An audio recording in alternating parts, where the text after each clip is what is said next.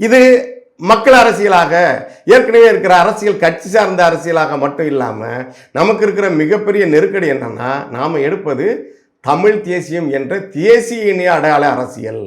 அப்போ ஒட்டுமொத்த இந்தியத்துக்கும் இங்கே தமிழர்களை மடைமாற்றி சுரண்டி பிழைத்து கொண்டிருந்த திராவிடம் என்ற அந்த போலியான பொய்யான இல்லாத கோட்பாட்டு கும்பலுக்கும் மிகப்பெரிய அச்சுறுத்தலை ஏற்படுத்துகிற ஒரு தமிழ் நேஷனலிசம் அப்படின்றது இருக்குல்ல, அந்த இடத்துல இருந்து வேற மிக மிக முக்கியமான ஒரு அரசியலாக நாம் தமிழரின் அரசியலும் அண்ணன் சீமான் அவர்கள் பேசுகிற அரசியலும் இருக்கிறதுனால மேலும் மேலும் மேலும் ஒரு சிலுவை தான் இயேசுநாதருக்கு, சீமானுக்கும் நாம் தமிழருக்கும் மேலும் மேலும் சிலுவைகள்.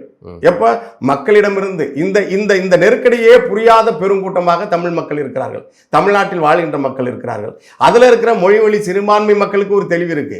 தமிழர்கள் விழித்து கொண்டால், தமிழ் நிலம் எங்களுது என்று அவர்கள் பேச ஆரம்பித்தால் நாம் வாழ முடியாதோ என்ற அச்சத்தோடு இருக்கிறார்கள். கப்பலூர் போன்ற பகுதிகளில் திருமங்கலம் அருகிலே அதுதான் நடக்குது.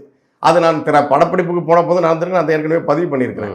இவர்கள் இந்த மிக குறைவான தொகையிலே வாழுகின்ற மொழி சிறுபான்மையினருக்கு அந்த விழிப்புணர்வு இருக்கு, மத சிறுபான்மையினருக்கு அந்த விழிப்புணர்வு இருக்கு.